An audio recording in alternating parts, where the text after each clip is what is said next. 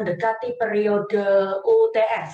Jadi Bu Afifah akan mulai memberikan semacam review untuk mengingat lagi, refresh ya, karena sekian banyak, saya mau share screen, sekian banyak yang namanya rules, ya, principles semacam itu.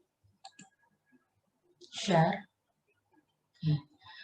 Oke, bisa dilihat share screen saya, saudara? Bisa ya? Oh, good. Makasih. Jadi sekian banyak yang namanya apa itu, saudara? Sebentar, saya tak anu jam dulu. Kadang kalau nggak ada jam, saya bingung juga ngatur waktu. Oke, ini saya ada jam.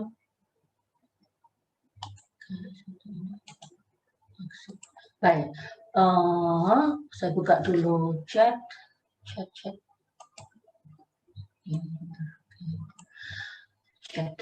Sebentar. Baik, sekian banyak rules, prinsipal yang berbeda-beda, tumpuk menumpuk begitu ya. Dan kalian, Bu Afifah, sadar masih kelas yang awal, permulaan, mengambil matkul ya begitu, sehingga mungkin kalian bingung juga gitu. Tapi saya memang sudah memprediksi kebingungan kalian, dan itu memang harus mahasiswa sendiri kemudian yang memperdalam gitu ya. Tidak mungkin semuanya Bu Afifah sampaikan di perkuliahan. Nah, untuk reminder hari ini Bu Afifah melakukan review lagi ya, review sekaligus mempersiapkan kalian untuk periode UTS yang mungkin dalam 2 minggu lagi akan dilaksanakan. Jadi saya ingatkan lagi, yaitu materi yang pertama, sesungguhnya apa sih tujuan mempelajari hukum perdata internasional? Ada 3 tujuan pokok ya, itu sudah saya sampaikan di awal perkuliahan. Yang pertama adalah menentukan yurisdiksi pengadilan atau forum ya, lembaga peradilan mana, karena tidak hanya berupa pengadilan tetapi juga bisa berupa forum yang lain, misalnya arbitrase mahasiswa ya. Nah, walaupun untuk HPI itu memang lebih banyak kita akan berbicara forumnya itu berbentuk pengadilan, karena untuk arbitrase itu sudah ada aturannya sendiri, bahkan ada mata kuliah tersendiri di mana Pak Setiawan juga mengajarkan itu, rule-nya juga berbeda gitu ya. Tapi anyway, saya sebut-sebut itu karena itu juga sebuah lembaga yang juga bisa dituju oleh para pihak yang menyelesaikan sengketa, walaupun HPI sekali lagi fokusnya lebih ke lembaganya itu pengadilan.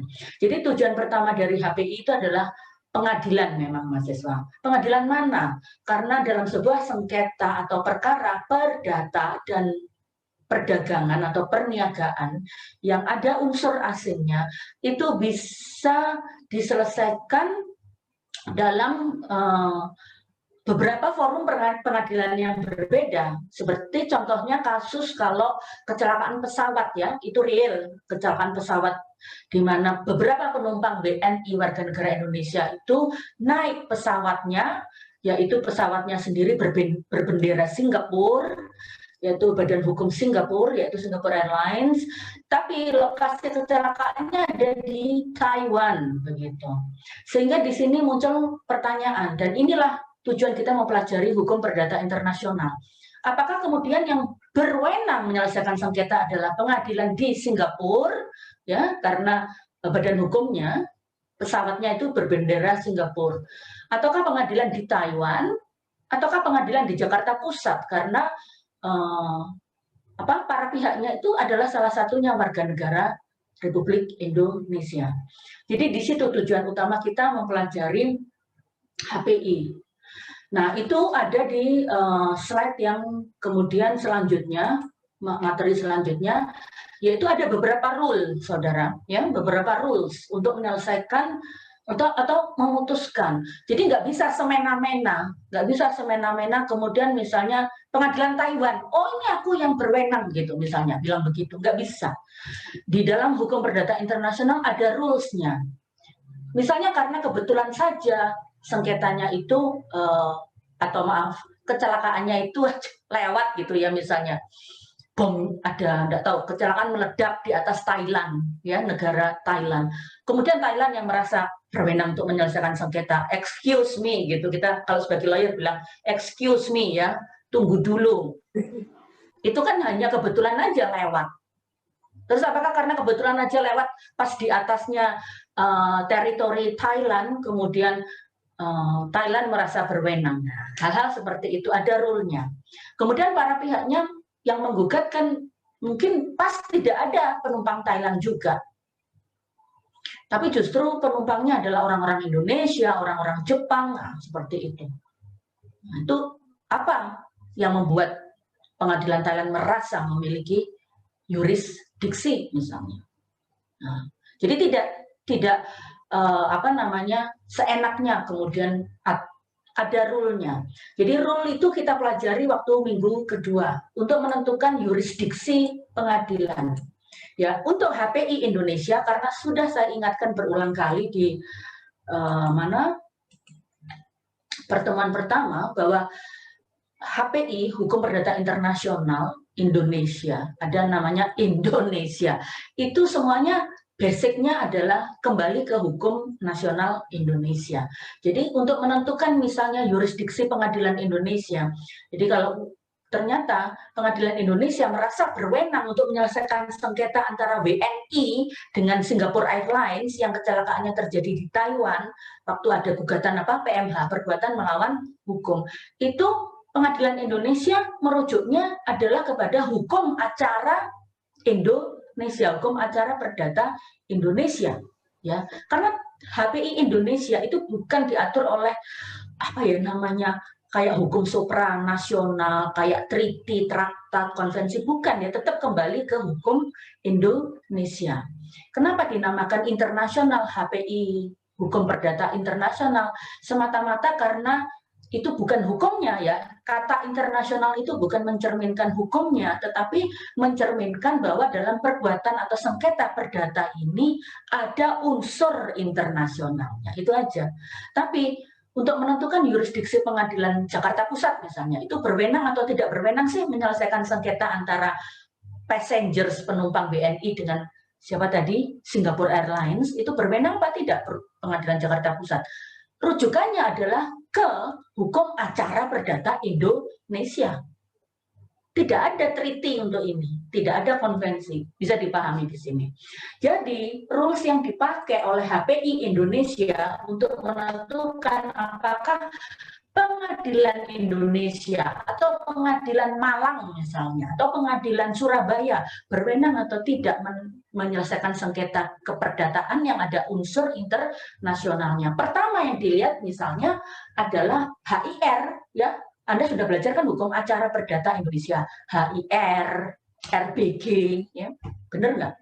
Bahkan kalau ada lagi sesungguhnya itu sudah tidak dipakai, tapi karena HIR dan RBG itu tidak mengatur secara lengkap sengketa-sengketa perdata yang ada unsur asing, maka kita masih merujuk juga RW, ya, Reglement First Ordering. Nah, di dalam HIR, RV, dan Algemeen Bepalingan, kalau kita lihat ada beberapa prinsipnya. Jadi Anda mungkin sudah diberitahu oleh dosen masing-masing bahwa untuk HPI itu materinya, itu Anda bisa download dan videonya juga ya, bisa di-download di website, gitu kan, website di sini.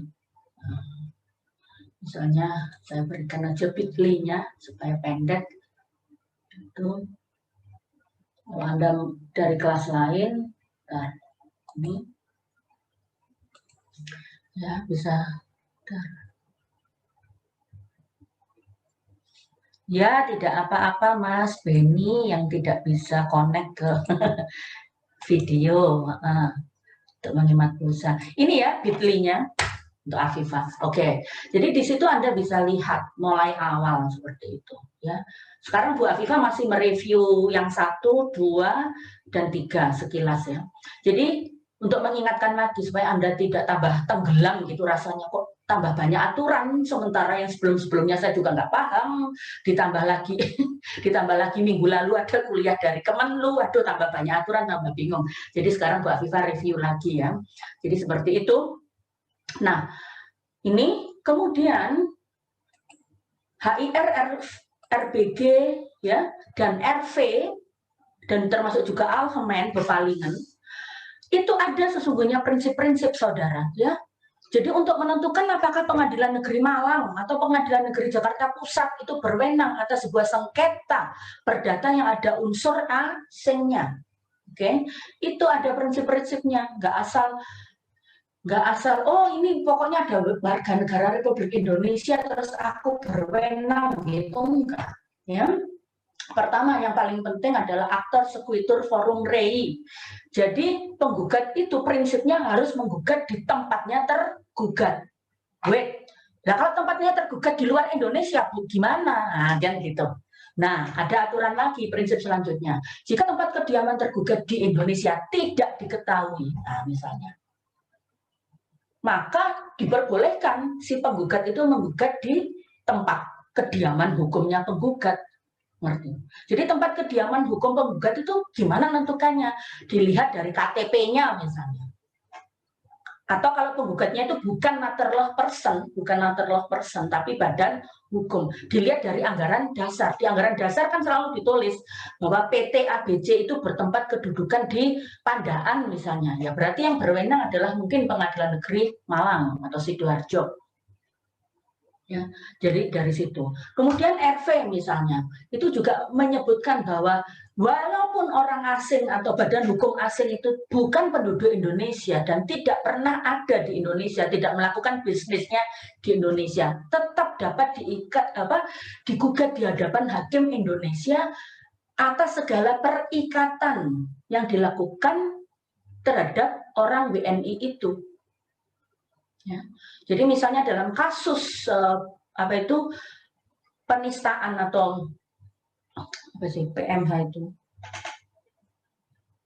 gugatan pencemaran ya, pencemaran nama baik yang dilakukan oleh keluarga almarhum Presiden Soeharto sekitar tahun 2000 sampai 2001 ya, itu menggugat majalah Time, padahal majalah Time itu tidak memiliki kantor, tidak memiliki domisili apapun di Indonesia, tidak.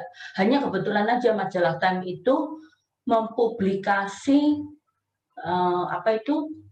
peristiwa yang menunjukkan bahwa Presiden Soeharto itu korupsi, ya. Kroni-kroninya keluarganya itu korupsi maha hebat gitu. Dan akhirnya tidak terima, waktu itu Presiden Soeharto masih hidup, bersama keluarganya menggugat pencemaran nama baik PMH ya kepada Time. Padahal Time itu nggak ada koneksinya sama sekali dengan Indonesia karena tidak melakukan bisnis di Indonesia. Gitu. Jadi ternyata bisa karena ada dasarnya yaitu pasal 100 Règlement First Ordering. Selanjutnya Pengadilan Indonesia juga bisa memiliki jurisdiksi atau kewenangan kalau memang para pihak dalam kontraknya eksplisit memang memilih kita kalau ada sengketa menyelesaikannya adalah di hadapan Pengadilan Indonesia. Itu juga bisa. Jadi itu prinsip-prinsip itu. Oke. Jadi bahkan Mbak Viva juga sudah menuliskan di awal-awal itu tergugat posisinya di luar Indonesia. Ya, dan minggu lalu ya, pihak Kemenlu masih ingat menerangkan, oke, kalau Pengadilan Indonesia berwenang menyelesaikan sengketa, misalnya gugatan cerai, ya, suami atau istrinya ada di Malaysia, nggak bisa ditemukan, atau ditemukan tapi sudah nggak mau ngurus lagi. Nah, terus si istri ini kan terkatung-katung, tapi kan demi pengadilan yang adil, semua pihak didengar, itu kan prinsip-prinsip hukum acara perdata yang basic yang harus dipenuhi. Nah, Pengadilan Indonesia di sini harus menyerahkan relas, ya kan? Panggilan. Perkara mau direken atau nggak direken oleh pihak lawan harus menyerahkan panggilan itu. Nah, pihak lawannya ada di mana? Di luar negeri. Jadi minggu lalu itu yang namanya Kemenlu itu menerangkan prosedurnya bagaimana pemanggilan itu. Tapi itu harus ada dulu bahwa pengadilan Indonesia itu sudah memang yakin secara hukum memiliki yurisdiksi atas sengketa itu. Kalau nggak memiliki yurisdiksi ya nggak bisa mengikuti prosedur yang diterangkan oleh pihak Kemenlu minggu lalu. Begitu ya, paham saudara?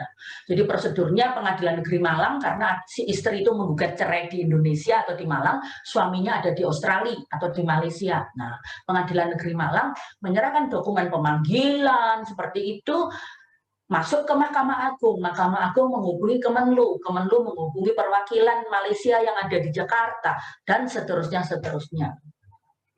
Terus nanti ada bukti bahwa si suaminya yang ada di Australia itu sudah menerima panggilan, terus kembali lagi ke Pengadilan Negeri Malang. Pengadilan Negeri Malang mulai memproses semuanya. Itu kelihatannya ribet, tapi kalau tidak dilakukan formalitas ini, nah, prosedur itu menjadi tidak benar. Nanti ada gugatan dari pihak asing. Loh, kok saya tidak pernah dipanggil, kok tiba-tiba sudah ada jatuh putusan. Nah, ini kan berarti pengadilan yang sesat, nah, macam-macam itu, saudara. Semua ini, saudara, itu diatur oleh hukum Indonesia. Walaupun ini masalah perdata internasional.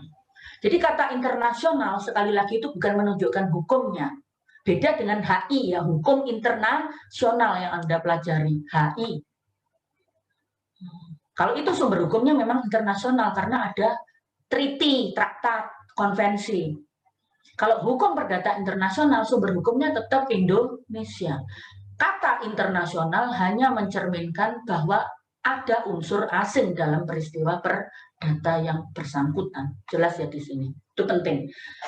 Minggu lalu juga sudah dijelaskan formulir yang harus diisi seperti itu. Silakan minggu kan ada di website saya ya. Di website saya ada, itu sudah saya upload di ini yang materi kuliah, saya gedekan ya.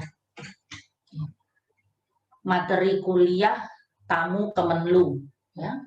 Di Bitly yang sama itu, tapi Anda cari materi kuliah tamu Kemenlu itu ada, masih ada. Jadi semua bisa diakses. Selanjutnya seperti itu. Bahkan Bu Afifah juga menjelaskan yurisdiksi pengadilan atas benda sengketa. Kalau yurisdiksi pengadilannya yang disengketakan itu adalah benda, bukan orang ya, benda, hak kebendaan. Maka prinsipnya beda lagi, bukan aktor sequitur forum rei, tapi harus forum rei sitai. Jadi yang memiliki yurisdiksi atas benda yang disengketakan, misalnya hak, itu kan misalnya tanah di Bali begitu ya, resort, ada investor dari Singapura dengan pengusaha lokal Bali mau membangun resort, kisruh tentang siapa ini yang harusnya memiliki HGB, hak guna bangunan, hak guna usaha atas tanah di Bali itu. Ya, walaupun investor asing yang Singapura itu yang sudah suplai uang, bukan berarti pengadilan di Singapura yang memiliki kewenangan. Karena untuk benda bergerak, hak kepemilikan atas benda bergerak, sengketanya harus mengikuti prinsip forum rei sitai. Ya, jadi forum yang memiliki yurisdiksi atas sengketa benda tidak bergerak itu adalah pengadilan di mana benda tidak bergerak. Benda tidak bergerak itu berada. Itu prinsipnya, bahasa Latinnya adalah forum rei sitai. Itu prinsip universal, saudara. Bukan hanya di HPI Indonesia, tapi semua. Di situ ya, paham ya. Jadi saudara di situ. Prinsip forum rei sitai. Ya, kalau bendanya bergerak, yang memiliki yurisdiksi atas sengketa hak kepemilikan atas benda bergerak, itu aktor sequitur forum rei. Jadi mengikuti si pemiliknya. Ya. Ribet ya, tapi ya nggak apa-apa, memang aturannya begini. Bu Afifah berusaha memudahkan semaksimal mungkin, tapi ya ini semaksimal mungkin yang Bu Afifah bisa lakukan ya, prinsip-prinsipnya itu. Dan prinsip-prinsipnya memang banyak menggunakan bahasa Latin ya. Karena itu memang prinsip universalnya seperti itu, seperti sequitur forum rei, seperti itu. Nah, saya berusaha mentes ini saya di pertemuan kedua atau ketiga kalau nggak salah. Yang saya tanyakan itu bukan yurisdiksi, tapi masalah hukum apa yang dipakai, itu beda lagi. Mahasiswa menjawabnya pakai prinsip-prinsip yang ada di yurisdiksi. Jadi yurisdiksi itu beda, saudara. Ya. Jadi prinsip yang dijelaskan di slide ini itu tidak bisa diterapkan untuk sengketa-sengketa yang ada di slide yang berbeda. Karena itu memang ya salah mesti kalahnya kalau Anda sebagai lawyer salah menerapkan prinsip gitu aja, jelas ya. Jadi Bu Afifah mereview lagi, tidak mudah, saudara. Slide-nya kelihatan cuma sedikit, cuma berapa slide, tapi waduh prinsip-prinsip di dalamnya Anda harus dalami supaya paham. Nggak salah mengaplikasikan prinsip itu. Jadi Bu Afifah yang pertama sudah menerangkan tentang yurisdiksi, itu prinsip pertama. Ya. Jadi kapan sih pengadilan di Indonesia, entah itu di Malang, Surabaya, Jakarta, Jakarta Pusat, Jakarta Selatan, punya yurisdiksi? Ya, tidak seenaknya dia bilang, oh aku mesti punya yurisdiksi. Bukan, itu harus ada prinsipnya dulu, ya saudara. Jadi Bu Afifah sudah menerangkan di pertemuan pertama itu tujuan HPI, ya, yang paling awal menentukan dulu yurisdiksi pengadilan yang berwenang. Nah, ikuti prinsip-prinsip yang sudah dijelaskan. Terus kemudian prinsip yang selanjutnya dari HPI atau tujuan, maaf bukan prinsip, tujuan selanjutnya dari HPI adalah ya, kalau pengadilan di Jakarta Pusat, di Malang, di Surabaya, anyway, pokoknya pengadilan di Indonesia menyatakan dirinya memiliki yurisdiksi untuk menyelesaikan sengketa perdata yang ada unsur asingnya, pengadilan ini kemudian harus tahu hukum mana yang dipakai. Tidak mesti kalau pengadilan negeri Indonesia itu memiliki yurisdiksi, selalu hukum Indonesia yang dipakai. Nggak mesti, saudara. Jangan asal menerapkan hukum Indonesia. Jadi Anda nanti sebagai lawyer dalam membela pasangan suami istri Amerika, ya, yang bercerai di Bali, banyak pasangan suami istri asing itu kan domisilinya di Bali, karena mereka tidak tahu lah, senang tinggal di Bali. Terus cerainya di muka pengadilan Indonesia, di pengadilan negeri Bali. Gak mesti kemudian seenaknya pengadilan negeri Bali menerapkan hukum Indonesia atau undang-undang perkawinan nomor 174, gak mesti. Nah, jadi tujuan mempelajari HPI yang nomor 2 selanjutnya itu adalah kalau pengadilan Indonesia dimanapun itu sudah memiliki yurisdiksi untuk menyelesaikan suatu sengketa perdata, maka mereka harus menentukan hukum apa yang berlaku dalam menyelesaikan sengketa perdata itu. Ya, jadi bisa saja bukan hukum Indonesia. Nah, terus hakimnya bingung, Anda sebagai lawyer juga bingung lah. Kalau bukan hukum Indonesia, saya bukan lulusan Fakultas Hukum Australia, gimana ngerti hukum Australia? Kan gitu mungkin pertanyaannya. Ya mudah saja, Anda menyewa expert witness untuk membantu menerangkan apa sih hukum Australia, atau ya mengundang pihak dari Kedutaan Besar Australia, Konsulat Australia misalnya, untuk menjelaskan apa sih sesungguhnya hukum Australia itu mengatur tentang perceraian misalnya, atau tentang waris misalnya, tentang itu. Jadi gimana menentukan hukum yang berlaku kalau pengadilan Bali misalnya menyelesaikan sengketa perdata yang ada unsur asing, itu Bu Afifah sudah menerangkan dalam 2 kali pertemuan. Ya. Ada beberapa prinsip. Nah, sekali lagi prinsip ini mahasiswa juga bingung. Bu Afifah tanya, hukum apa yang berlaku untuk menyelesaikan sengketa waris gitu? Lah kok ada yang menjawab aktor sekuitur forum rei. Waduh, parah wis. Padahal aktor sekuitur forum rei itu untuk menentukan yurisdiksi pengadilan, bukan untuk menentukan hukum yang berwenang. laku. Tapi ada mahasiswa waktu kuis itu kan saya akhirnya punya gambaran ya. Waduh, ini pengetahuan mahasiswa berarti masih kacau. Sekarang makanya saya luruskan. Jadi kalau itu perkaranya tentang orang ya, sengketa para pihak, misalnya apa? Perceraian, waris, perbuatan melawan hukum itu kan berarti masalah orang ya. Misalnya. Yaitu beda kalau sengketanya tentang benda, hak kebendaan, beda lah. Jadi 2 kali tatap muka Bu Afifah menerangkan kalau pengadilan itu ternyata memiliki yurisdiksi dan kebetulan sengketanya itu adalah sengketa tentang status personal. Apa saja sih Bu status personal itu? Ya status personal itu artinya ya cerai, itu kan status ya. Terus adopsi anak angkat, itu kan status. Apakah dia gila atau tidak gila, itu kan status. Apakah seseorang itu cakap untuk kawin ya?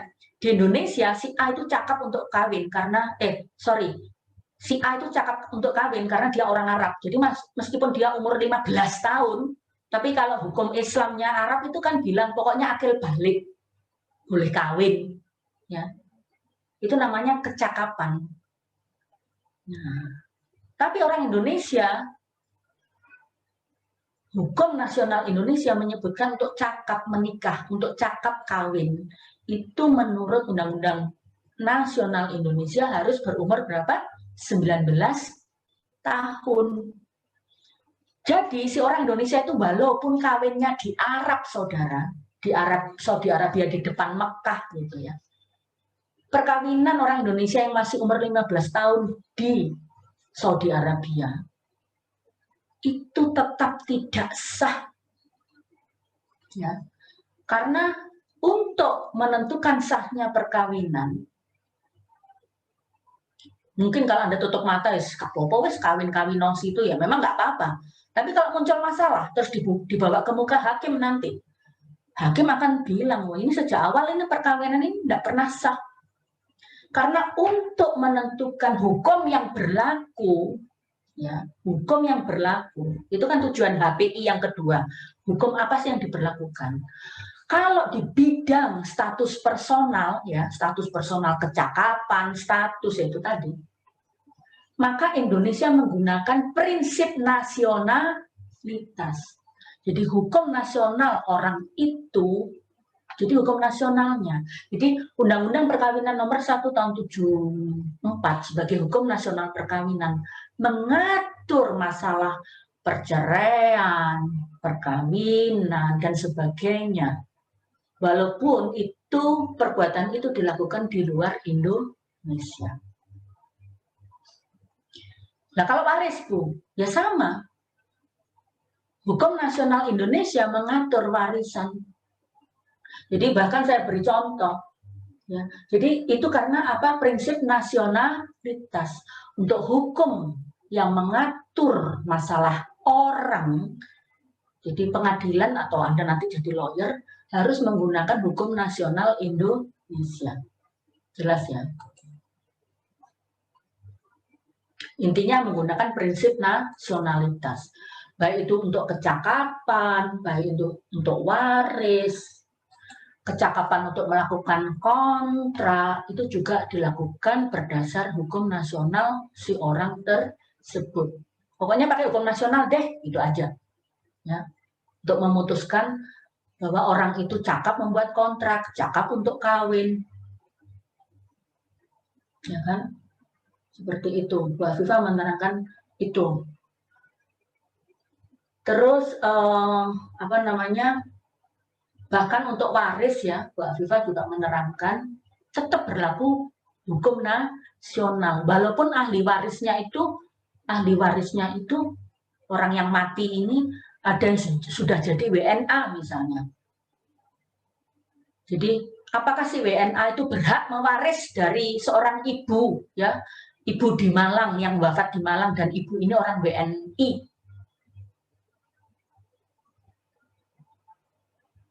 Untuk menentukan hak warisnya itu diatur oleh hukum nasional si almarhum, itu aja. Walaupun ahli warisnya itu orang Australia. Jadi orang Australia ini mau dapat warisan apa enggak, diaturnya dari hukum nasional si pewaris, si orang Indonesia itu. Ya, jadi Bu Afifah minggu lalu menerangkan bahwa misalnya pewaris WNI, si yang meninggal ini orang WNI, tapi punya harta warisan di Australia. Ya pembagiannya, Anda tahu ya, di hukum waris itu ada legitime porsi. Ya, misalnya 2/3 itu harus diberikan ke ahli waris.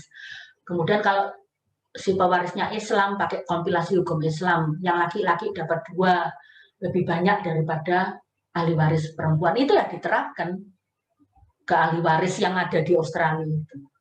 Karena prinsipnya adalah menggunakan hukum nasional si pewaris yang mati. Jadi untuk masalah personal, ya, hukum personal itu apa saja sih Bu? Ya bukaan buku 1 BW itu. Buku 1 BW itu adalah hukum orang lah. Intinya hukum personal itu hukum orang. Ya ada keluarga, ya ada waris, ya ada kecakapan, tentang anak luar kawin, itu semua hukum orang. Diatur pakai hukum apa, Bu? Ya pakai hukum nasional. Karena adanya prinsip nasionalitas. Jadi jangan dijawab pakai aktur sekuitur forum rei. Gak ada hubungannya, Bos. Aktur sekuitur forum rei itu dengan hukum yang berlaku untuk menentukan hukum masalah-masalah hukum orang. Ngerti? Prinsipnya beda banget. Jadi hukum yang berlaku untuk menentukan status kawin, status cerai itu adalah hukum nasional orang-orang yang bersangkutan. Ya. Itu dasarnya dari Algemeen Bepalingen pasal 16. Jadi jangan dicampur aduk, gitu aja. Ya. Itu saya rasa prinsip-prinsip utama yang Bu Afifah perlu camkan lagi supaya nggak kecampur aduk. Masalah jurisprudensi pengadilan punya prinsip sendiri.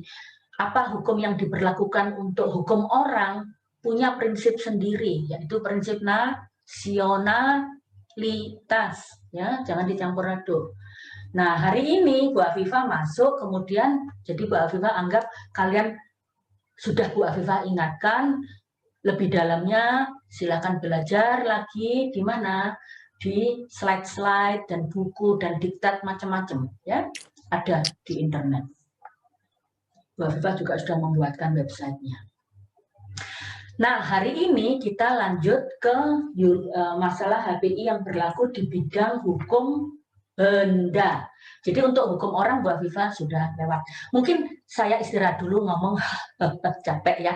Ada yang bertanya sebelum Bu Afifah masuk ke HPI, jurisdiksi sudah, terus hukum yang berlaku untuk menyelesaikan sengketa di bidang hukum orang juga sudah, ya.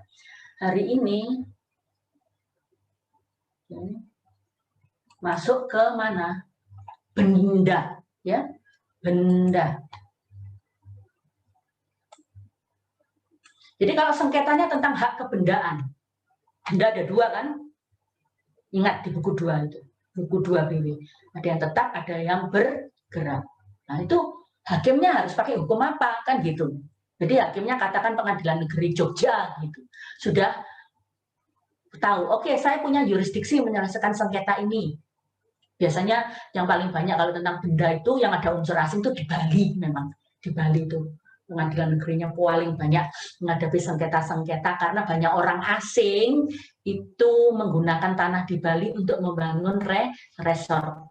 Boom, muncul sengketa dengan penduduk lokal.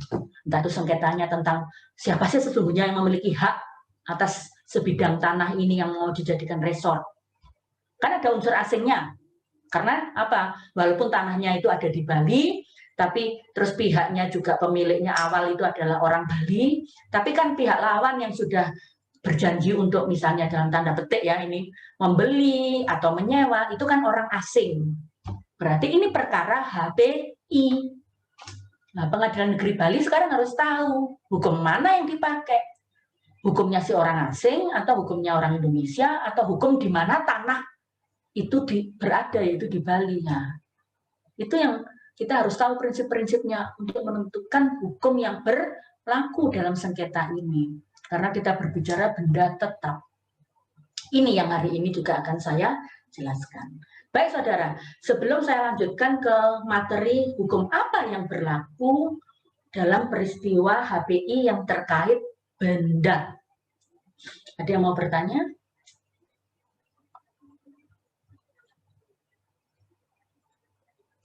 Silakan juga ditulis. Oke. Ya. Jadi ini mungkin semuanya masuk, tapi ada juga yang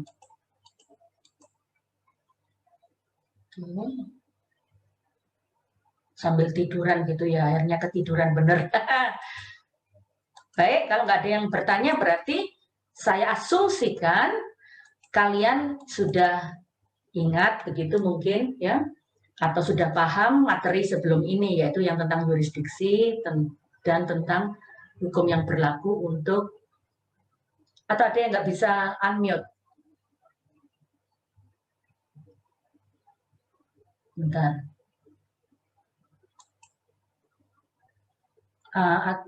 Anda juga bisa raise hand ya, angkat tangan di partisipan ini misalnya, gitu kan? Terus kemudian Anda raise hand kemana nih? Ya, misalnya juga bisa. Ada yang mau tanya? Saya ingin bertanya Bu terkait agak keras sedikit, Risanda ya, silakan. Saya ingin. Anda kelas apa, maaf? Dari kelas E. Oh ya, baik. Silakan, Risanda. Tadi terkait bidang hukum orang itu kan kalau ada tentang prinsip domisili, itu maksudnya seperti bagaimana Bu? Oh ya, baik. Oke. Baik, Risanda, pertanyaan saudara. Jadi kalau mana tadi kursor saya ini? Oke. Kalau prinsip Anda bertanya tentang prinsip domisili, oke. Yaitu prinsip yang dipakai juga untuk menentukan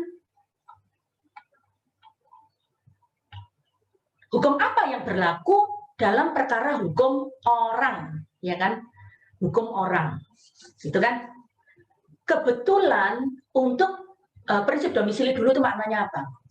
Yaitu prinsip yang mengatakan hukum yang mengatur masalah hukum orang dalam perkara-perkara HPI.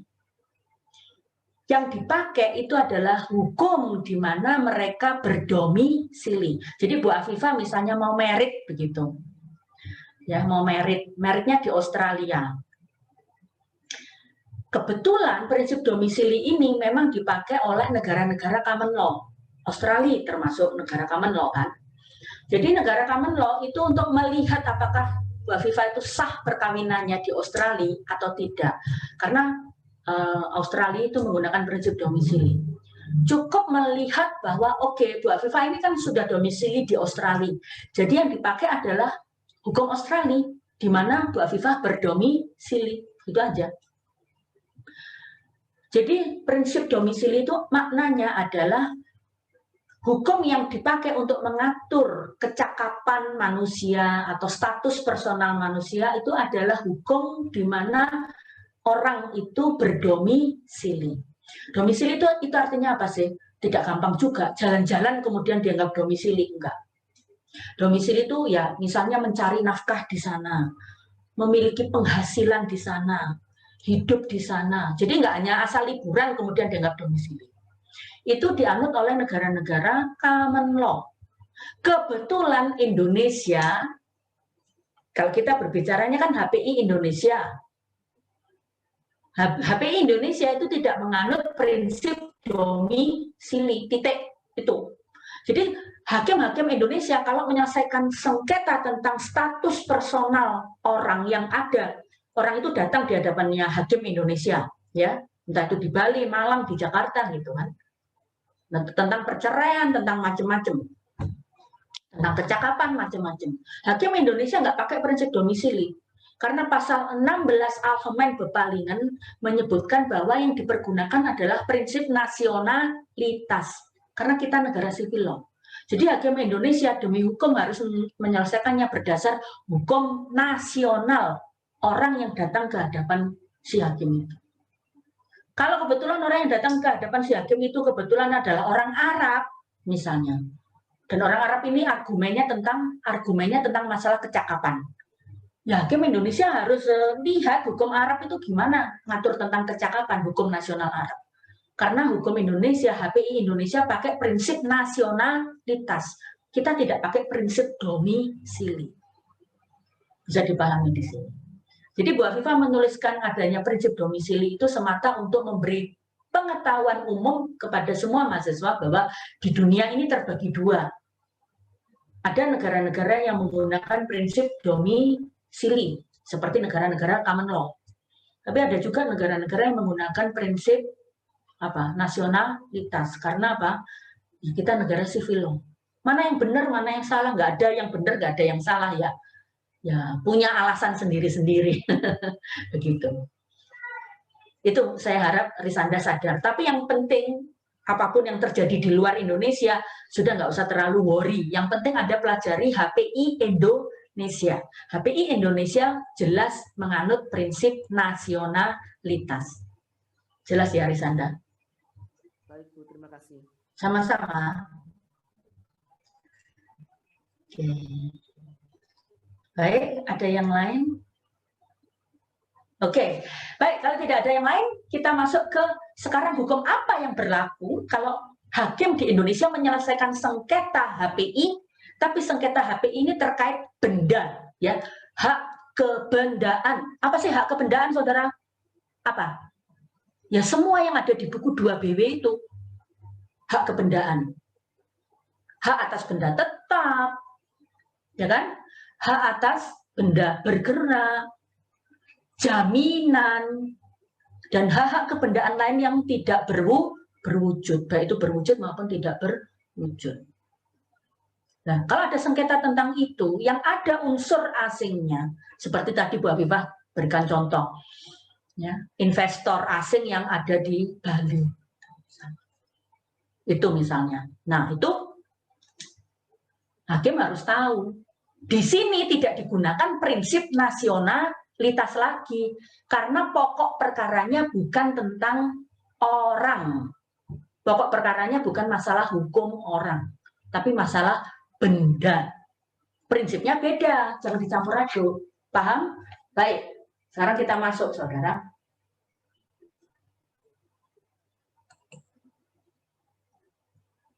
Benda. Oke, benda ada dua, tetap dan tidak. Benda tidak bergerak atau tetap, dan benda bergerak, satu persatu. Jadi kita masih mempelajari hukum apa sih yang berlaku. Ya. Tapi sekarang terkait benda. Bendanya saya bicarakan yang tetap dulu. Ada prinsip, ya. Sumber hukum HPI Indonesia kan salah satunya Algemeen Bepalingen van Wetgewing, disingkat AB. Pasal 17 AB itu eksplisit mengatur bahwa untuk benda yang tidak bergerak, maka hukum yang diberlakukan untuk menyelesaikan sengketa atas hak benda yang tidak bergerak mengikuti hukum di mana benda-benda tersebut berada. Atau prinsip ini bahasa Latinnya disebut sebagai lex re sitae. Lex itu hukum, re itu objeknya, benda, sitae itu situs atau tempat. Jadi hukum, ya, tempat, bendanya. Jadi kalau yang disengketakan misalnya, ya, kepemilikan atas kepemilikan atas properti di Australia, hak milik. Ya. Ada investor Indonesia, dua investor Indonesia, ya kan, mau membangun kompleks mall di Melbourne, Australia, ya kan. Kemudian mereka sudah membeli tanah itu di Australia, sudah membuldoser, membersihkan tanahnya untuk mendirikan bangunan di Australia. Ada dispute di antara mereka, kemudian dua investor Indonesia ini. Mereka domisilinya di Jakarta. Loh, itu kan punyaku sesungguhnya. Kamu yang harus bayar ke aku sewanya dan seterusnya. Sengketa tentang kebendaan. Bendanya ada di Australia. Kemudian mereka ngajukan, ya kan?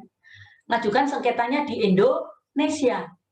Apa kalau Anda jadi lawyer atas dua orang pebisnis yang mau mengelola properti untuk dijadikan mall di Australia? Pertama, yang Anda putuskan dulu sebagai lawyer, apakah Pengadilan Negeri Indonesia atau Jakarta Pusat itu berwenang? Itu dulu. Benar nggak? Apakah Pengadilan Negeri Jakarta Pusat berwenang yurisdiksi? Ya, berarti Anda harus buka dulu kalau Anda mau jadi lawyer nanti ya. Dan masih ingat kuliahnya Bu Afifah. Anda buka dulu slide yurisdiksi pengadilan. Gimana kalau yurisdiksi pengadilan in rem? In rem itu atas benda. Jadi dalam hal ini kan sengketanya benda. Itu dulu. Jadi jangan asal Anda jadi hakim jakpus ya. Oh iya ya, nggak apa-apa, datang aja ke muka pengadilan Jakarta Pusat, saya bantu menyelesaikan masalahmu. Wah, ya buang waktu. Jadi harus tahu dulu, apakah pengadilan Jakarta Pusat punya yurisdiksi. Walaupun dua orang pebisnis itu WNI dan domisilinya di Jakarta Pusat. Ngerti? Gak mesti. Nah, kalau ikut prinsip yang saya jelaskan awal-awal itu, yurisdiksi pengadilan atas benda sengketa, bendanya itu benda tetap. Maka berdasar sama kebetulan, tapi bukan lex recite prinsipnya, tapi forum recite. Ya. Untuk sengketa benda tetap atau benda tidak bergerak, prinsipnya berdasar HIR dan RV. Jadi ini kita berbicara hukum acara dulu. Pengadilan yang berwenang hanyalah pengadilan di tempat benda tidak bergerak itu berada. Jadi kalau kasusnya itu adalah sengketa atas kepemilikan tanah yang di Australia, walaupun para pihaknya itu orang Indonesia, Pengadilan Jakarta Pusat nggak berwenang karena tidak memiliki yurisdiksi berdasar prinsip forum recite. Jadi sudah, wes gak usah mikir lagi tentang hukum apa yang diberlakukan dan sebagainya. Karena sejak awal pun Pengadilan Indonesia tidak memiliki kewenangan. Itu dulu. Ya, ini kalau benda tetap. Jadi jangan buang waktu, saudara. Kalau Anda sebagai pebisnis juga keliru kalau lawyer pun, waduh, itu lawyer nggak kredibel, ya. Jadi buang waktu untuk semuanya. Jadi yang berwenang hanyalah pengadilan Australia, walaupun para pihaknya Indonesia. Jadi dengan terpaksa dua orang ini juga harus ke Australia untuk menyelesaikan sengketa kepemilikan atas tanah yang ada di Australia, saudara. Oke. Nah, katakan benda tetapnya itu ada di Bali. Nah, itu berarti baru Pengadilan Indonesia, dalam hal ini Pengadilan Negeri Bali, berwenang. Sesuai dengan pasal 17 Algemeen Bepalingan. Sesuai dengan pasal atau prinsip forum recite. Dari situ Hakim Bali kemudian akan memutuskan hukum apa yang berlaku. Kalau berdasar pasal 17 Algemeen Bepalingan yang berlaku adalah harus hukum di mana, hukum negara di mana benda tetap itu berada.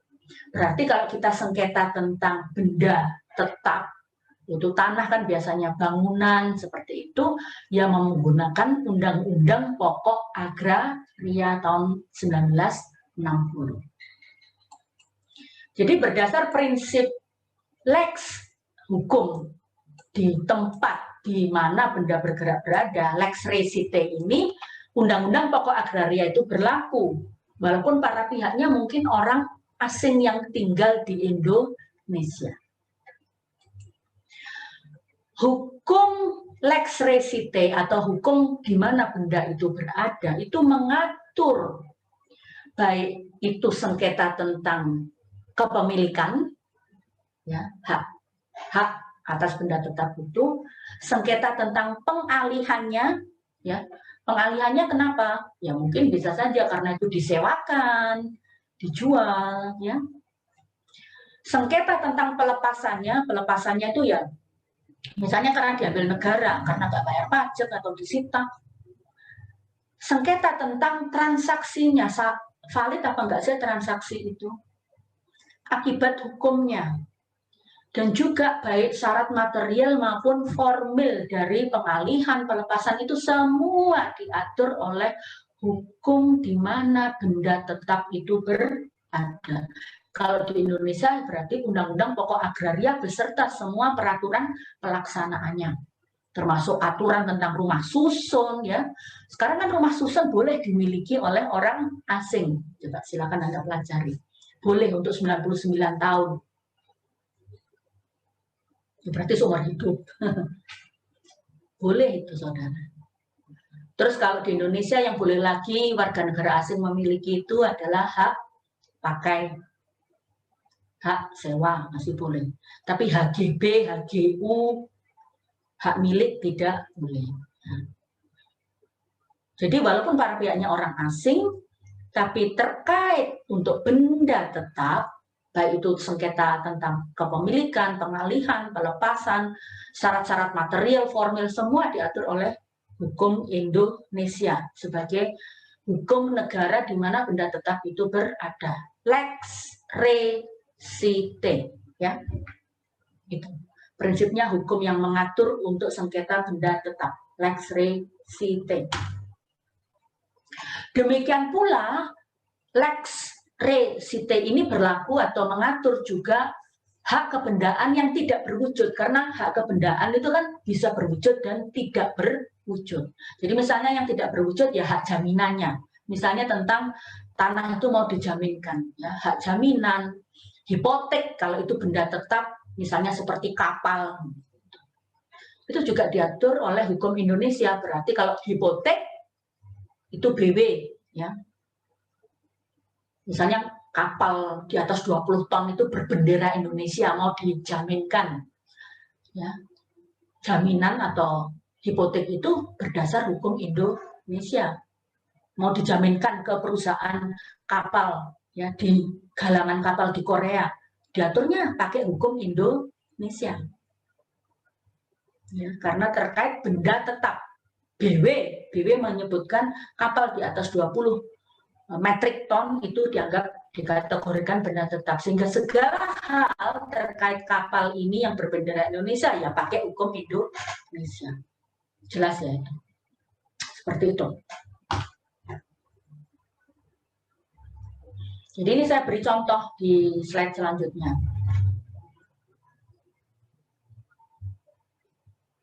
Jadi WNI, seorang WNI atau 2 orang WNI memiliki tanah perkebunan. Ya, saking kayanya punya tanah ranch untuk perkebunan, peternakan kuda, macam-macam lah, atau sapi, baik di Indonesia dan di Australia. Jadi segala syarat material dan formil transaksi atas tanah ranch tersebut, kalau itu tanahnya di Indonesia ya tunduk pada hukum Indonesia, Undang-Undang Pokok Agraria. Tapi kalau tanahnya yang disengketakan ada di Australia, tunduk semuanya pada hukum Australia. Apa sih syarat material transaksi benda tetap itu? Syarat-syarat material itu apa? Untuk benda tetap tanah. Ada yang tahu?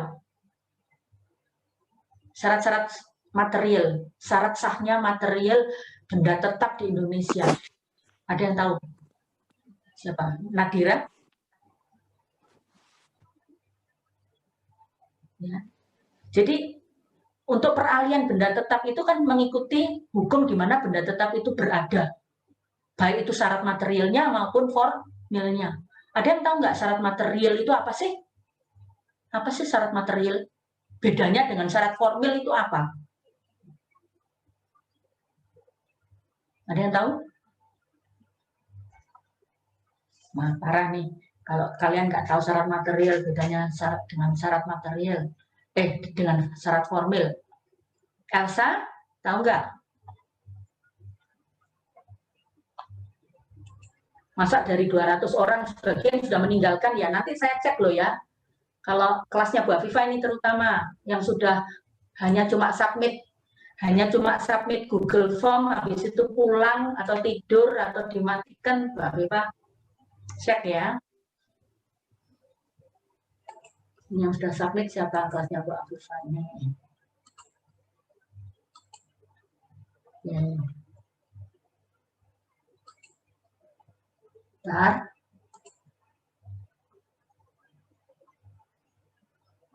Yang sudah submit. Dita Amanah ada. Dita Amanah, halo. Kalau nggak respon tak delete loh ya.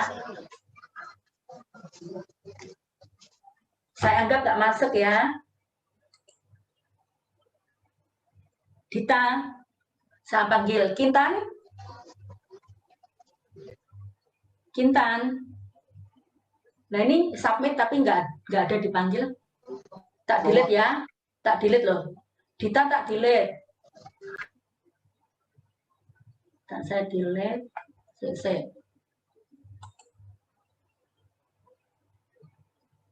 Nah cuma submit kan nggak partisipasi lah ya goro.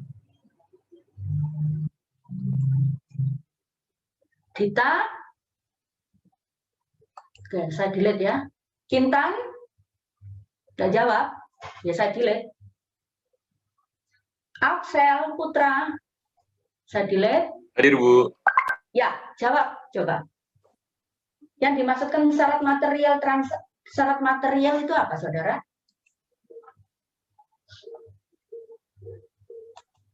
Sebentar, Bu. Ya, ada yang bisa bantu. Nanti saya beri nilai. Jadi langsung aja saya nilai sekarang ya. Terus gitu aja. Berarti satunya nanti gimana nilainya? Ya, oke ini. Bu Afifah, saya mencoba menjawab, Bu. Siapa Elsa. namamu? Elsa, Bu. Kelas apa? A? Kelas E. Kelasnya pasti ya. Iya, kelas A dulu ya. Kelas A. Kelasnya Bu Afifah dulu. Sebentar. Ah ya, bukan saya diskriminasi. Iya, Bu. Enggak apa-apa. Nah, maaf ya. Iya, Masuk kelas aku melindur semua inilah. Dita nggak ada ya, tak delete loh ya. Dita tak delete ya. Dita tidak ada. Tak tulis aja. Gampang wis. Tidak hadir. Alpa. Nanti tak masuk no. Alpa.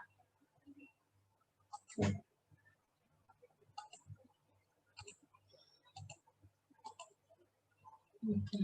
Gampang. Siapa tadi? Kintan tidak ada juga. Alpa ya. Oke. Axel? Axel? Ya, Bu. Ya, Bu. Bisa? Nggak bisa? Ya nggak apa-apa kalau nggak bisa, tapi ada ya. Miranata?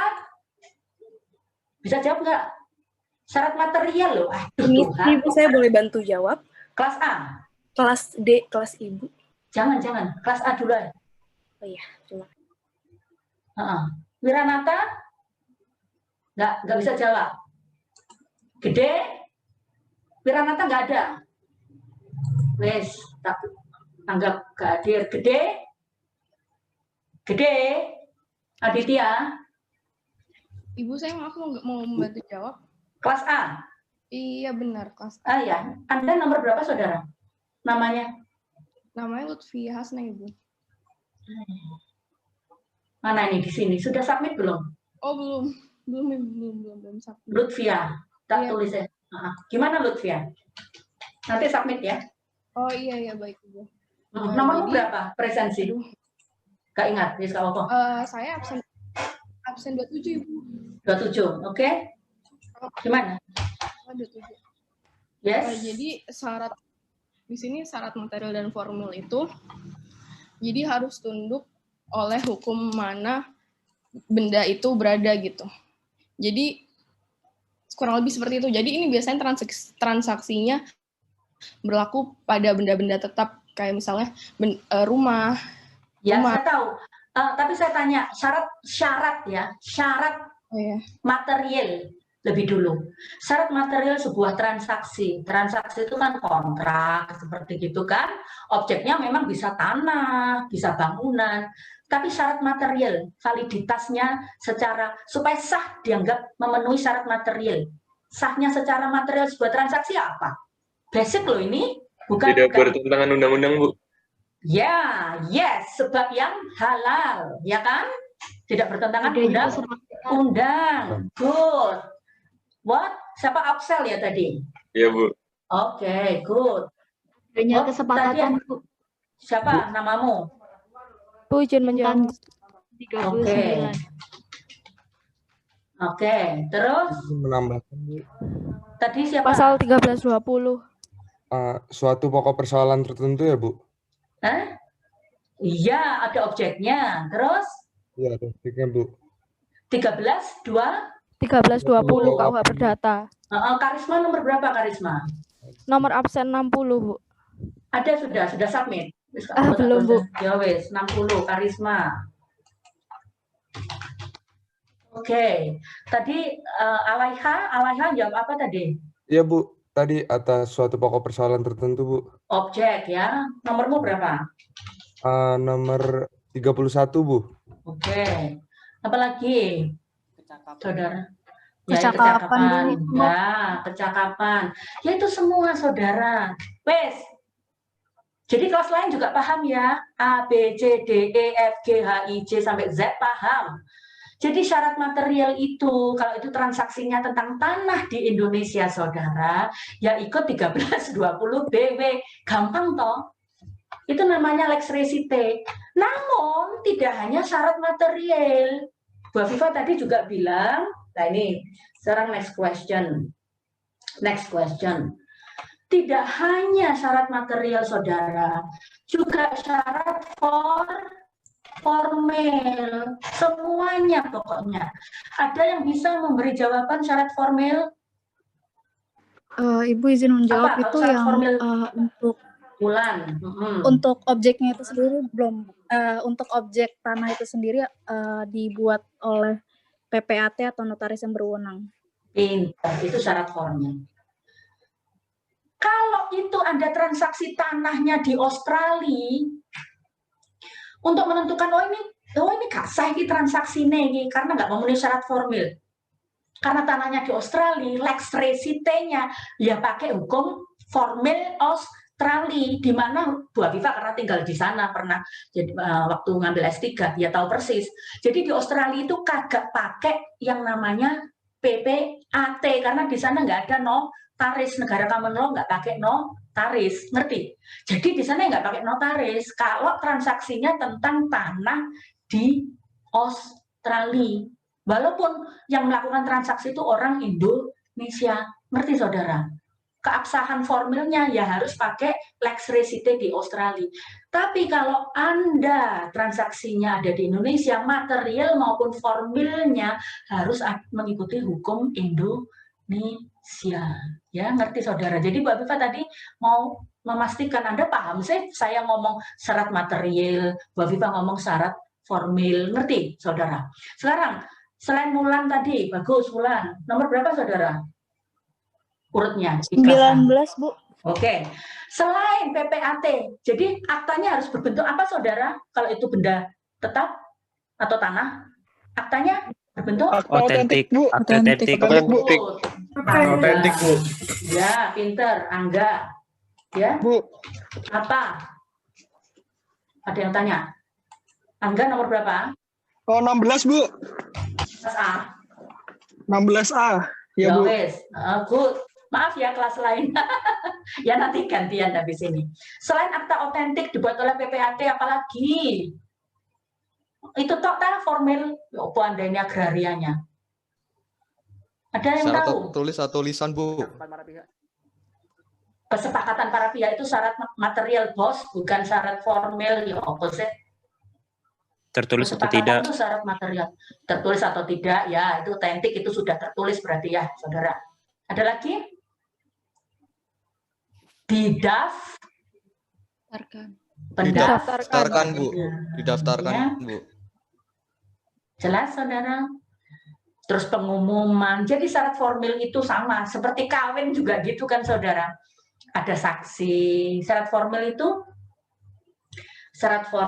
itu memang beda dengan syarat material. Ngerti, saudara ya?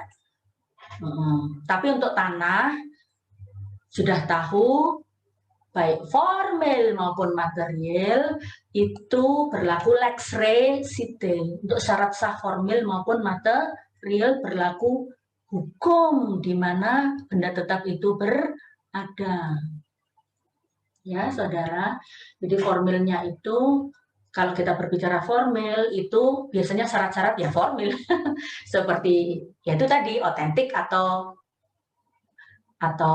di bawah tangan. Terus apa lagi? Didaftarkan atau tidak, diumumkan atau tidak, saksi. Nah, ada saksi atau tidak itu termasuk syarat formal. Intinya, kalau kita berbicara tentang tanah, semua syarat-syarat ini harus mengikuti lex re site. Hukum di mana benda tetap itu berada. Ya, wes Kintan, Feni sudah masuk lagi. Ya, good. Sudah, Ibu. Ya, Mohon wes. maaf, Bu. Ya, nanti ini tadi siapa ini yang sudah tak blok, wes.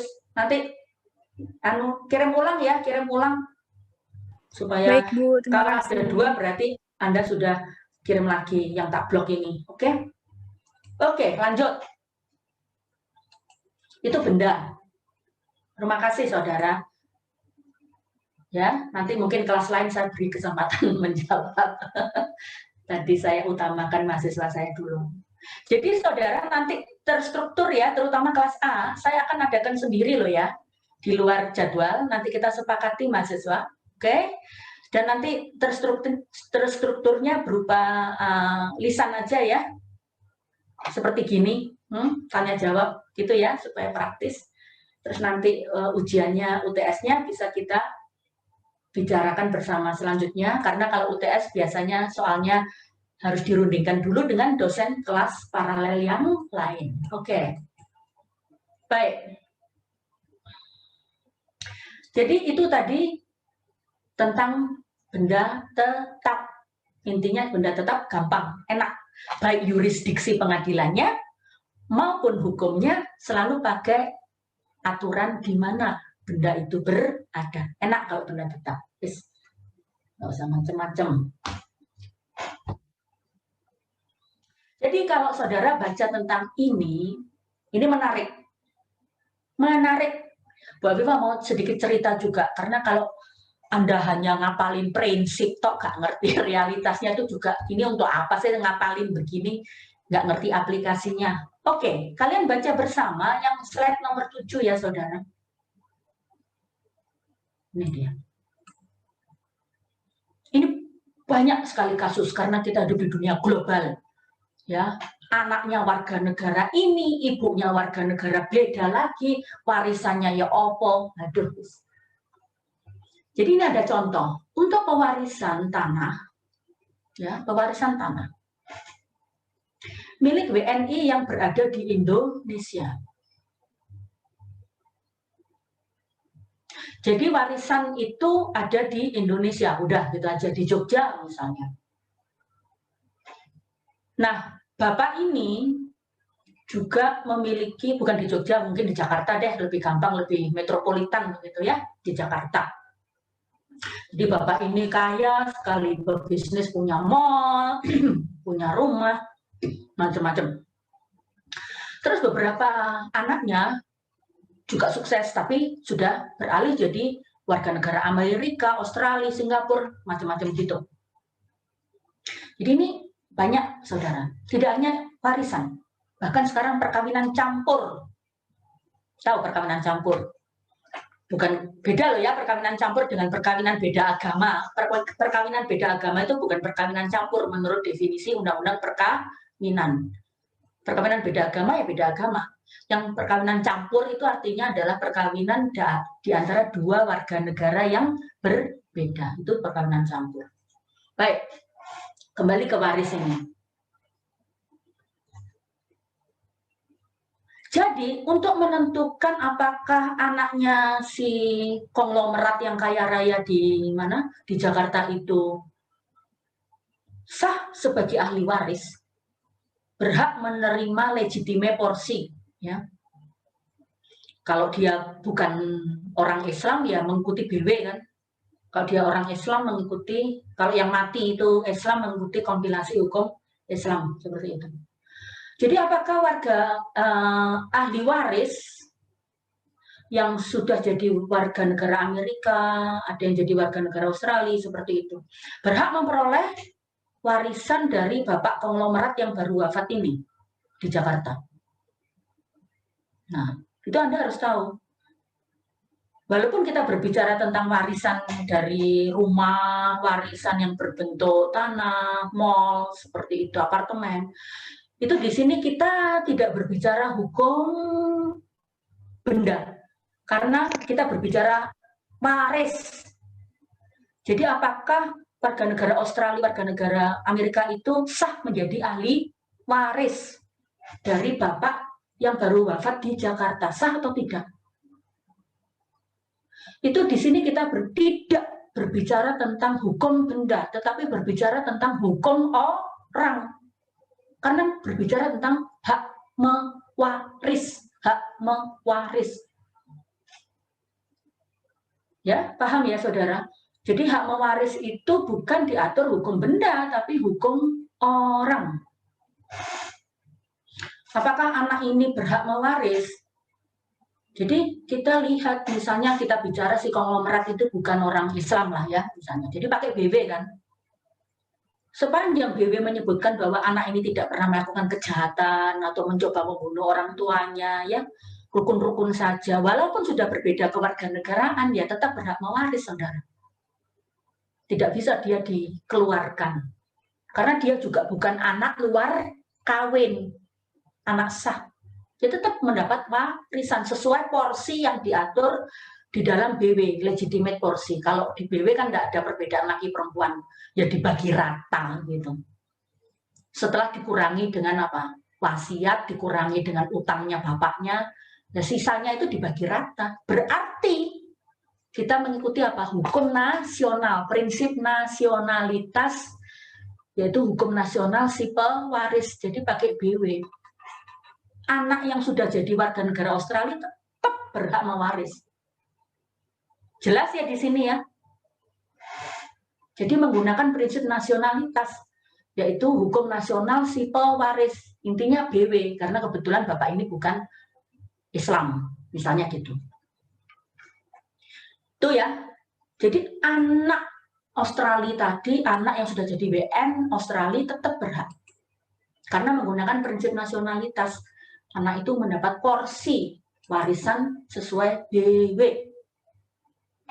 Nah, masalahnya sekarang adalah karena tanah tersebut berada di Indonesia, hak kepemilikannya, nah ini beda lagi. Hak kepemilikannya diatur oleh Undang-Undang Pokok Agraria. Haknya, pembagian warisannya tetap dapat. Haknya, kepemilikan atas benda tidak bergerak dalam hal ini tanah, mengikuti Undang-Undang Pokok Agraria, Lex Resite. Berarti bagaimana atas kasus ini? Baca pasal 21 ayat 3 Undang-Undang Pokok Agraria. Kalau Anda punya, baca itu. Ini fatal sekali. Penting sekali diketahui mahasiswa. Karena sekarang banyak sekali sengketa tentang ini. Kita baca bersama. Pasal 21 ayat 3 UU PA. WNA yang memperoleh hak milik. Ya kan? Karena kan warisannya tanahnya bapaknya itu yang almarhum tadi di Jakarta kan semuanya sertifikat hak milik. WNA yang memperoleh hak milik tanah karena pewarisan atau pencampuran harta sebab perkawinan, kono gini maksudnya. Maka WNA tersebut wajib melepaskan hak tersebut dalam jangka waktu 1 tahun sejak diperolehnya hak milik atas tanah tersebut. Kalau tidak dilepaskan dalam jangka waktu 1 tahun, maka dicabut oleh negara, nggak dapat apa-apa. Penting itu, saudara. Ngerti ya? Jadi hak warisannya, jadi si warga negara Australia itu tetap dapat sekian persen dari mall, dari tanah perkebunan yang di puncak itu, yang diwariskan oleh bapaknya yang meninggal di Jakarta, tetap dapat. Tapi dalam jangka waktu 1 tahun setelah peralihan hak, ya peralihan hak itu apa kan? Kalau meninggal kan ada surat keterangan waris, ya kan? Kemudian dibagi-bagi, sudah. Dan dia dapat porsinya, si ahli waris Australia itu tadi. 1 tahun setelah dia mendapatkan kepemilikan atas porsi tanah itu, dia harus menjual. Ya enggak tahu lah, dialihkan, entah mau diwakafkan, mau dihibahkan, mau dijual, pokoknya dialihkan ke WNI. Kalau tidak dialihkan, seketika hak atas tanah itu jatuh otomatis ke negara. Dia nggak dapat apa-apa. Jadi mending dijual secepatnya, tidak tahu harganya berapa. Jelas ya ini? Itu penting diketahui. Jadi untuk hak warisnya diatur oleh prinsip nasionalitas. Dia tetap dapat. Berdasar hukum nasional si pewaris yang Pak orang Jakarta itu ya pakai BW. Karena bapaknya itu meninggal dalam keadaan bukan Islam. Jadi waris diatur BW. WN Australia itu dapat. Tapi kalau berdasar hak kebendaannya tidak lagi mengikuti prinsip nasionalitas, hak kebendaannya mengikuti apa? Lex Re Site, yaitu Undang-Undang Pokok Agraria, karena tanahnya ada di Indonesia. Pasal 21 ayat 3 UPA menyebutkan dia harus melepaskan tanah itu dalam 1 tahun.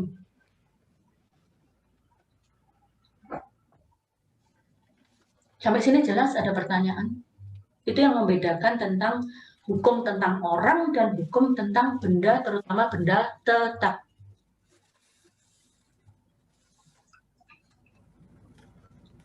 Silakan kalau ada yang bertanya. Sebelum saya lanjutkan. Bertanya, Bu. Silakan, siapa namamu? Kak Catri, ya. Mahasiswa kelas apa, saudara? Kelas E. Silakan, saudara. Ya.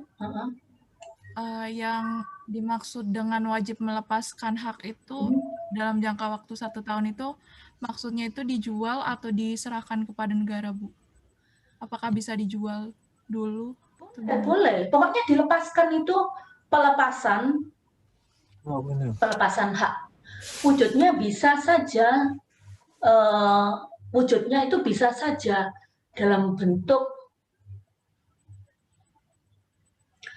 dijual, ya, dihibahkan. Intinya dia tidak lagi memiliki hak atas tanah. Di Indonesia kan ada beberapa ya, hak milik, hak guna bangunan, hak guna usaha, hak pakai, hak sewa, dan seterusnya.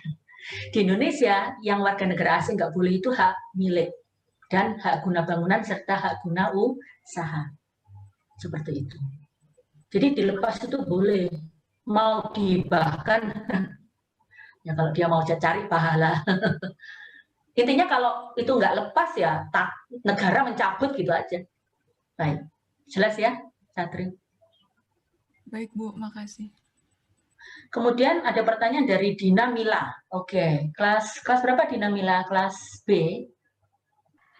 Kelas G, Bu. Oke ya. Baik, semoga Mbak Viva, saya izin bertanya, jika A mempunyai anak B, lalu B, WNI, A mempunyai anak B. WNI itu menikah dengan C, seorang BNA Jepang. Kemudian mereka memiliki anak D. B meninggal.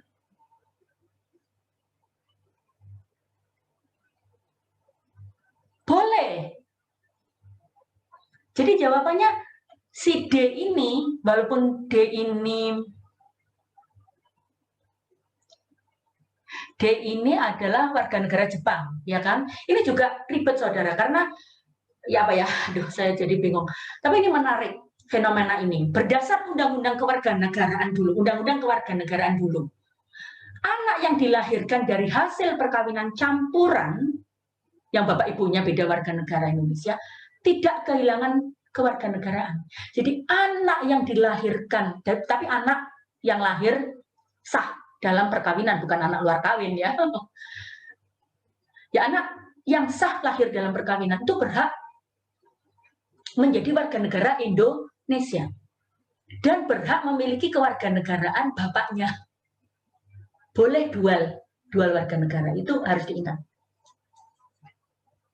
Sampai berumur 18 tahun. Setelah berumur 18 tahun, anak ini atau menikah sebelumnya, dianggap dewasa kan berarti, harus memilih warga negaranya. Setelah 18 tahun, anak itu harus memilih kewarganegaraannya. Jadi tidak boleh enak seterusnya memiliki double kewarganegaraan. Tapi sampai 18 tahun atau sampai dia menikah boleh memiliki double warga negara. Itu dulu yang dipegang. Katakan anak ini kemudian menjadi dewasa, yaitu berumur 25 tahun dan memilih menjadi warga negara Jepang. Tidak lagi melepaskan WNI-nya. Gak apa-apa, no problem. Berdasar hukum personal si pewaris, karena hukum personal si pewarisnya itu adalah ya, kalau si pewarisnya itu adalah WNI, maka hukum personal warisan diatur berdasar WNI. Kalau si anak Jepang ini itu tadi tidak ada masalah dengan masalah pewarisan atau hukum warisan Indonesia, dia akan tetap memperoleh warisan nih, atau tanah bapaknya atau neneknya yang ada di Indonesia, boleh tetap. Tapi ya itu, hak miliknya dibatasi oleh Undang-Undang Pokok Agraria. Dalam waktu 1 tahun, si anak Jepang atau ahli waris Jepang, entah itu dia cucu, cicit, anak, ya, yang sudah mendapat hak waris tadi, ya harus melepaskan dalam waktu 1 tahun. Itu repotnya. Lepasnya itu bisa dijual dan sebagainya. Dapat diperbolehkan mempergunakan harta waris tersebut. Boleh, boleh. Mau dipergunakan enggak apa-apa. Ya, pertanyaannya bagus, dipergunakan di sini misalnya mau dijadikan restoran, memperoleh penghasilan kan? Nah, kalau itu tanah pertanian mau diolah, terus hasilnya pertanian itu misalnya pertanian anggrek ya, anggreknya itu mau dijual ya boleh aja. Tapi cuma setahun saudara. Tapi ya ingat saja saudara, dalam praktek menjual tanah itu nggak secepat membalikkan tangan, seperti menjual roti gitu. Hari ini diumumkan mau dijual, besok ada yang beli, enggak. Itu repotnya. Jadi, lah kalau sudah lewat waktu 1 tahun dia nggak berhasil menjual, ya diambil negara. Itu resikonya kalau nggak segera menjual tanah. Kita berbicara tanah loh ya saudara. Tapi mau 1 tahun itu selama belum laku mau dipergunakan memperoleh hasil dari tanah itu sah, nggak apa-apa. Baik. Selamat sore Bu Afifah, saya Kalvina, juga terjadi sengketa. Salah satu pihak tidak bisa hadir di pengadilan karena kendala dana. Nah, apakah pengadilan akan menunda perkara tersebut? Nah, pertanyaan yang bagus. Tidak. Ya mungkin Pak Setiawan ini yang bisa menjawab lebih bagus ya pertanyaannya Kalvina, karena ini terkait hukum acara. Jadi kalau pengadilannya itu kebetulan adalah pengadilan Indonesia, saya nggak ngerti hukum acara pengadilan Australia. Ya, hukum acara pengadilan Indonesia itu harus memenuhi dulu ya syarat-syarat hukum acara, gitu kan. Jadi pihak tergugat yang berada di luar negeri itu karena salah satu pihak itu tidak ada di pengadilan di tempat benda tersebut berada, misalnya karena dia lokasinya di Cina, ya tetap harus dipanggil dulu sesuai hukum acara Indonesia, dipanggil ya melalui prosedur yang diterangkan oleh pihak Kemenlu minggu lalu, tetap dipanggil.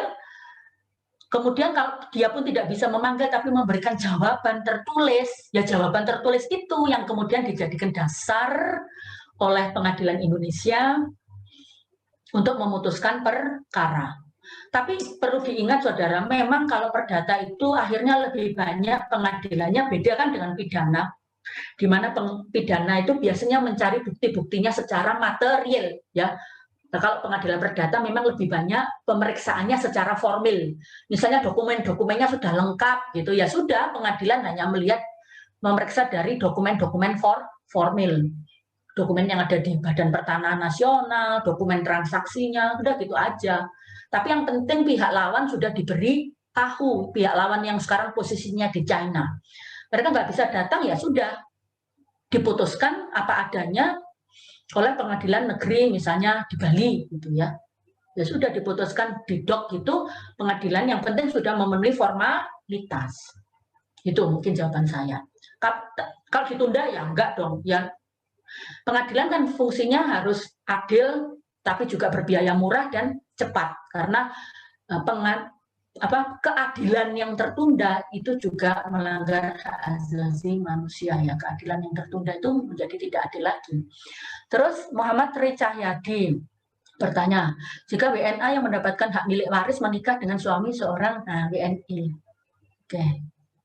seorang WNA itu dapat dialihkan kepada suaminya. Oh iya, pertanyaan bagus ya. Saya juga nggak mikir tentang itu. Soalnya suami saya juga bukan orang Indonesia, mungkin Anda nggak tahu ya.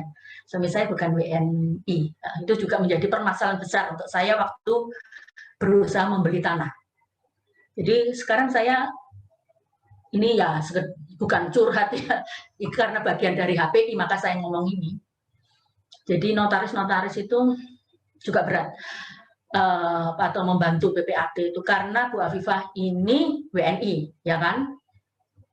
Tapi Bu Afifah sudah punya rumah sendiri sebelum menikah. No problem, itu nggak jadi masalah karena tidak menjadi harta gono gini.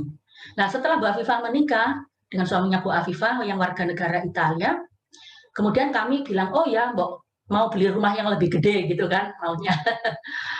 Itu jadi masalah karena kebetulan saya dan suami tidak membuat perjanjian pernikahan. Waktu itu kami berpikirnya begini, aduh kita kan trust each other ya, trust so much, ngapain juga kita membagi-bagi hartaku, hartamu, gitu. Kita berharap kita rukun. Jadi saya nggak ada pikiran waktu itu ya, niat baik. Di negara suami saya itu Bu Afifah diperbolehkan memiliki tanah di sana. Karena Italia punya hukum yang berbeda kan untuk hukum pertanahan, untuk hukum tanah seperti itu orang asing boleh. Jadi Bu Afifah dengan suami Bu Afifah memiliki properti di Italia dan kami tidak membuat perjanjian prenuptial agreement, nuptial ya, bahasa Inggrisnya nuptial agreement atau perjanjian perkawinan. Nggak masalah. Jadi harta kita campur. Menjadi masalah ternyata di Indonesia. Jadi tidak orang yang menjual sih nggak masalah, orang yang menjual, mereka penting dapat uang. Tapi pada saat membuat sertifikat, nah itu menjadi masalah. PPAT di Indonesia nggak mau, karena beranggapan bahwa Bu Afifah memiliki harta campur. Jadi nanti tanah yang dibeli atau bangunan rumah macam-macam yang akan dibeli Bu Afifah itu akan jatuh juga ke suami Bu Afifah yang WNA. Nah ini melanggar Pasal 21 ayat 3 UU PA yang tadi kita baca bersama-sama. Akan menjadi harta campur yang dimiliki oleh WNA. Ini UU PA nggak boleh. Jadi jual belinya sah-sah saja, tapi PPAT di Indonesia udah males ngurusnya. Karena toh nanti ini pasti mental ke BPN-nya, Badan Pertanahan Nasional. Karena suami Bu Afifah orang asing. Kalau Bu Afifah beli tanah tanpa perjanjian perkawinan sebelumnya, tanah yang dibeli Bu Afifah akan menjadi harta campur yang pemiliknya juga termasuk orang asing, yaitu suami Bu Afifah. Itu pasti akan di-reject oleh BPN. Itu permasalahan. Karena sejak awal saya tidak memiliki nuptial agreement. Ya saya akhirnya pikir-pikir, nggak apa-apa deh, mungkin bukan rezeki. Tapi kalau disuruh buat prenuptial agreement, suami saya sampai sekarang belum mau. Itu masalahnya, yaitu pilihan. Ya ini bukan masalah Anda, itu masalah saya. Cuman ini yang saya ceritakan bagian dari permasalahan HPI. Karena yaitu tadi untuk tanah di Italia aturannya beda dengan tanah di Indonesia yang aturannya juga beda. Jadi untuk hak kepemilikan tanah nggak bisa dipaksakan aturan yang di Italia berlaku di Indonesia karena lex recite itu. Ya Bu Afifah ya terima saja, nggak masalah. Tapi kalau untuk masalah benda bergerak, misalnya rekening bank, ya, rekening bank, properti uang, diamond, perhiasan, no problem. Karena aturannya beda lagi. Nanti habis ini, kalau waktunya nutut, kita membahas itu.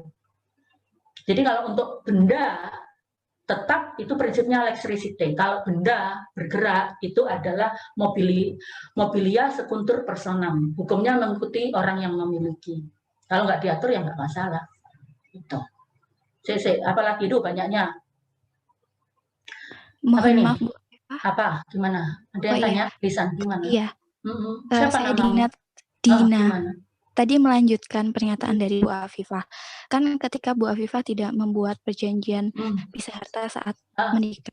Tapi itu ketika tadi sudah terlanjur membeli rumah. Nah, itu kan tidak bisa diatasnamakan Bu Afifah. Lalu apakah itu bisa di-keep dengan kan udah ada perjanjian jual beli seperti itu? Apakah nanti bisa di-keep, boleh disertifikatkan atas nama anak Bu Afifah yang WNI seperti itu, boleh atau tidak, Bu? Terima kasih. Baik. Good question. Jadi begini saudara, harta perkawinan itu tidak termasuk harta yang sudah dimiliki Bu Afifah sebelum kawin ya. Jelas ya, itu dulu yang dipegang. Jadi Anda buka lagi undang-undang perkawinan. Undang-undang perkawinan terkait harta ya. Jadi satu, harta yang dimiliki Bu Afifah waktu masih gadis, belum kawin, itu dikeluarkan dari kategori perkawinan. Kemudian harta waris, itu tidak termasuk harta gonogini, ingat itu. Jadi kalau almarhum orang tua Bu Afifah wafat, meninggalkan warisan, ya, Bu Afifah dapat. Nah ini bukan hukum, ini tidak mengikuti hukum kebendaan, ya. Kalau warisan ya sekali lagi kita bicara hukum orang, ya itu. Jadi Bu Afifah sah, Bu Afifah Islam. Jadi ibu bapaknya Bu Afifah Islam juga.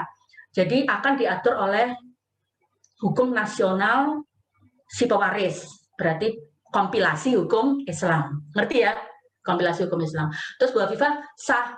Bu Afifah bukan anak luar kawin, Bu Afifah anak sah ya, nggak pernah mau membunuh orang tua, baik-baiklah. Ya, Bu Afifah nggak pindah agama misalnya. Jadi dari kompilasi hukum Islam, Bu Afifah adalah ahli waris sah. Jadi dapat. Selain itu, warisan itu tidak akan pernah masuk dikategorikan, tidak akan dimasukkan sebagai tidak akan dimasukkan sebagai harta gonogini. Ngerti? Jadi yang dikeluarkan dari harta gonogini itu harta yang diperoleh dari warisan, harta yang diperoleh dari waktu Bu Afifah masih belum kawin. Oke. Jadi untuk itu, misalnya Bu Afifah mempertahankan tanahnya orang tua, kemudian suaminya Bu Afifah tinggal di rumah yang diwariskan oleh orang tua, ya nggak apa-apa. Itu tidak harus dikembali, itu karena tidak masuk sebagai harta campur, ya tidak bisa diambil oleh negara, tidak bisa. Karena waris itu bukan harta gonogini. Bisa dipahami ya. Jadi harta gonogini itu adalah harta yang diperoleh. Lah repotnya gini, repotnya. Misalnya saya beri contoh. Bu Afifah memperoleh warisannya dalam bentuk rekening uang, ya. Nggak tahu 1 miliar gitu, karena orang tuanya Bu Afifah mungkin kaya gitu ya. Amin. Kemudian dari uangnya yang dari deposito dolarnya almarhum ayah ibu Bu Afifah, gitu ya. Terus Bu Afifah belikan tanah. Lah itu jatuh jadi harta gonogini, saudara. Ngerti? Itu jatuh jadi harta gonogini. Kalau rekening deposito almarhum bapak ibunya Bu Afifah jatuh menjadi harta warisan, terus dari rekening deposito itu Bu Afifah belikan tanah dengan asumsi Bu Afifah dan suami tidak pernah membuat perjanjian perkawinan. Pisah harta. Tidak pernah. Tanah dan rumah yang Bu Afifah beli dengan harta warisan rekening deposito almarhum bapak ibunya Bu Afifah itu malah akan dianggap sebagai harta gonogini. Jadi saya harus pinter-pinter di sini.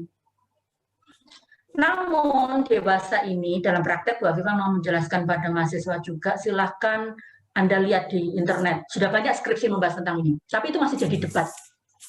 Mahkamah Konstitusi sudah dalam tanda petik merevisi pasal tentang harta gonogini itu.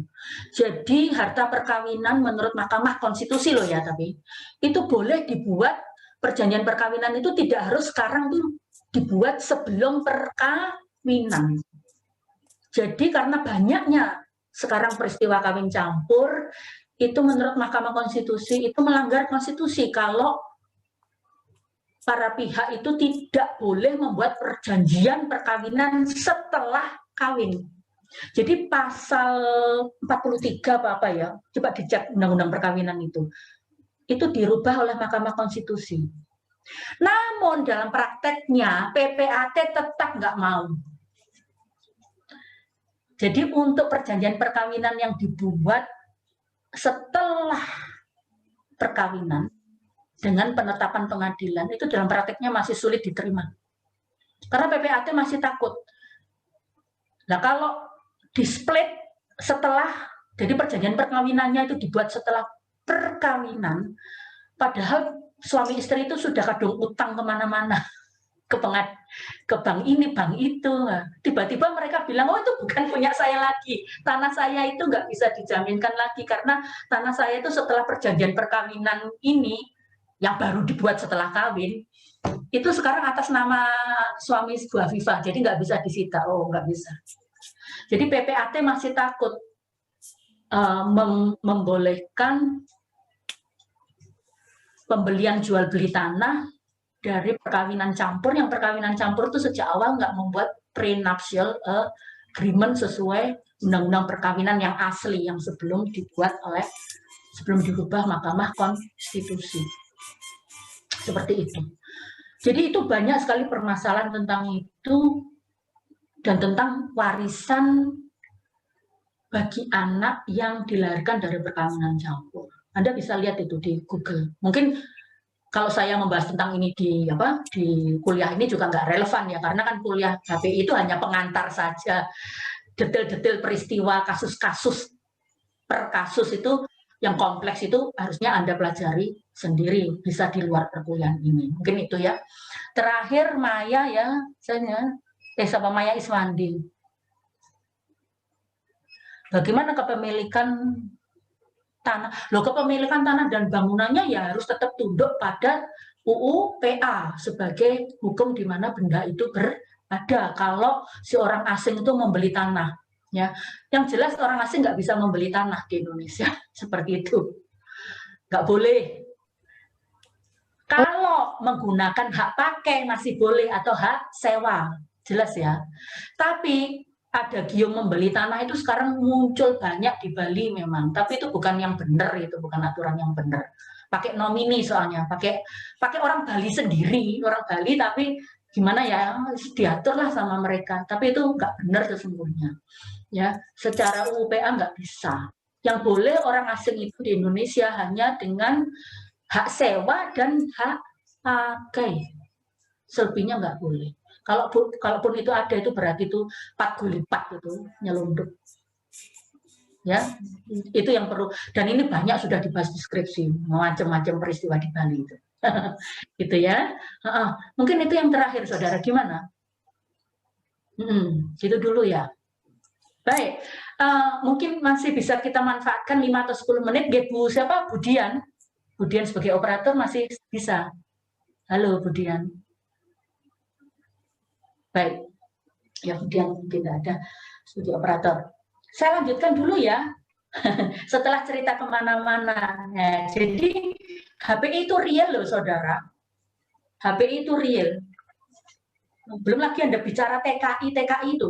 TKI Indonesia yang keleleran karena nggak punya uang di Indonesia, kepaksa kerja di Malaysia itu, di perkebunan karet Malaysia. Terus melahirkan anak di sana. Nah, apa itu anaknya? Apa jadi WNI apa enggak? Habis itu TKI itu ditinggal gitu aja sama kenalannya orang Pakistan, orang Bangladesh di Malaysia itu bawa pulang ke Indonesia anaknya, anak yang dilahirkan di Malaysia. Apa anak itu sah jadi ahli waris? Itu kan kita harus pikirkan juga. Itu kadang itu hal-hal seperti gini itu HPI itu bukan hanya untuk orang kaya.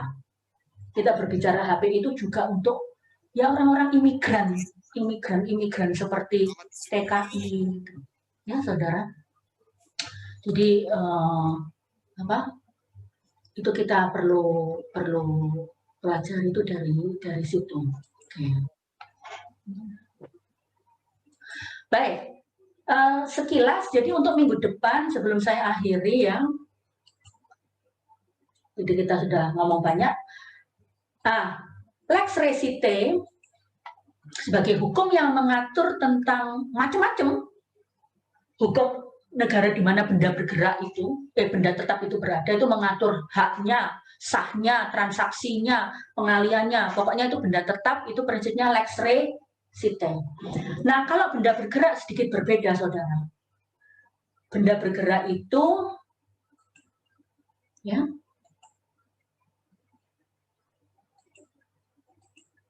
gimana sih? Oke, kalau di bidang benda bergerak, nah prinsipnya beda. Lebih enak, lebih fleksibel. Makanya tadi lebih gampang.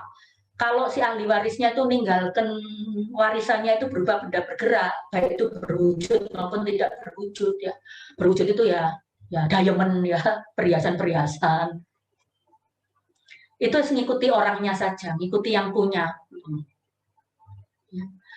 Jadi hukum yang mengatur pengalian atas benda bergerak ditentukan oleh hukum nasional dari pemegang. Pemegang itu siapa? Anda lihat buku 2BW. Siapa sih yang dianggap sebagai pemegang? Atau buku keempat ya, buku keempat. Tentang apa buku keempat BW itu kalau di Indonesia? Pembuktian dan daluwarsa. Daluwarsa. Untuk benda bergerak yang dianggap sebagai pemilik adalah orang yang memegang benda bergerak itu kecuali dapat dibuktikan sebaliknya. Orang yang memegang benda bergerak, lihat itu di buku keempat BW.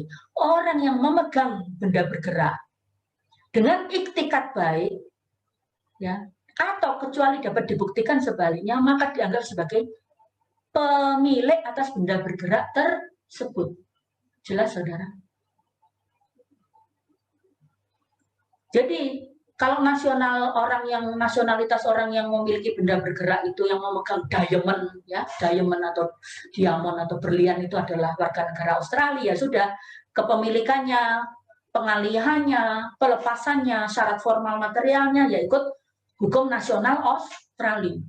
Itu kalau kita berbicara benda bergerak. Sepanjang dia memilikinya dengan sah atas benda bergerak. Jadi dulu memang ini ikuti praktek zaman Hindia Belanda dulu, saudara.